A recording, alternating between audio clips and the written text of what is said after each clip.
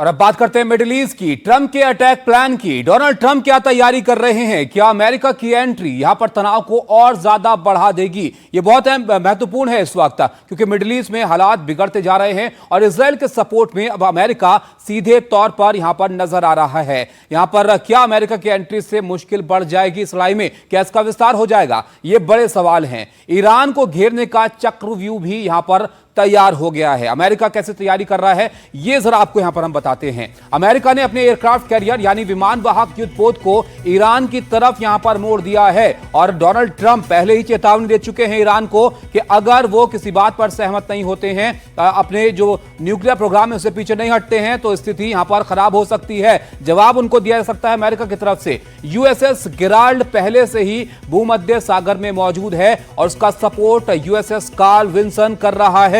और Donald Trump कह चुके हैं कि 2 हफ्ते में वो इस बात पर फैसला लेंगे कि सीधे वो इस युद्ध में शामिल होंगे या नहीं, या फिर बातचीत की टेबल पर कोई बात आगे यहां पर बढ़ेगी। लेकिन क्या तैयारियां अमेरिका कर रहा है, उसकी हम बात कर रहे हैं। यूएसएस निमिट्ज प्रशांत महासागर में मूव कर दिया गया है और डोनाल्ड ट्रंप यहां पर कह चुके हैं कि ईरान के आसमान पर अमेरिका का नियंत्रण है। अमेरिका अगर हमला करता है ईरान पर तो भारी नुकसान ईरान को पहुंचा सकता है। इसके पीछे वजह यह है कि अमेरिकी फाइटर जेट्स यहां पर मौजूद हैं। ईरान पर हवाई हमले की सूरत में F-16, F-22 रैप्टर और F-35 स्टेल्थ विमान के अलावा सुपर हॉर्नेट, सी हॉक्स, हॉकाई और ग्राउलर जैसे एयरक्राफ्ट भी अमेरिका ने यहां पर एक तरह से तैनात रखे हुए हैं। उनकी मौजूदगी ईरान के आसपास, ईरान के इर्द गिर्द इस वक्त नजर आ रही है।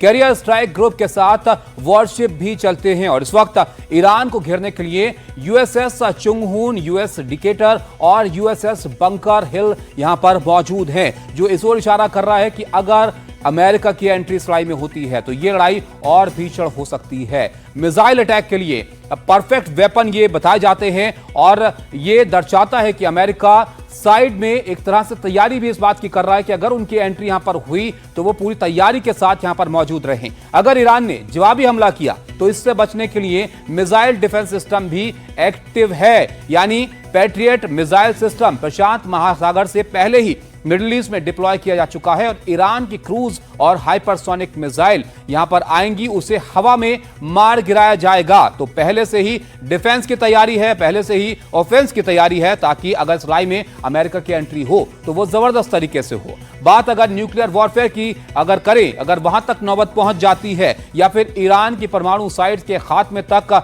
वो पहुंचते हैं तो उसके लिए B-2 और B-52 बॉम्बर विमान भी यहां पर मौजूद हैं और दोनों को रिफ्यूलिंग सपोर्ट भी यहां पर मिलता रहेगा ताकि लड़ाई बिना रुके अमेरिका जारी रख सके। इसके अलावा अमेरिका का हवाई कमांड सेंटर यानी यहां पर डूम्सडे प्लान भी स्टैंड बाय मोड पर तैयार है। जरूरत अगर पड़ी तो यहां से हमले का आदेश भी दिया जा सकता है। तो डोनाल्ड ट्रंप का ये एक्शन प्लान है जिसको मंजूरी के लिए 2 हफ्ते का वक्त उनकी तरफ से रखा गया है कि 2 हफ्ते में यहां पर डोनाल्ड ट्रंप इस पर कोई फैसला ले सकते हैं।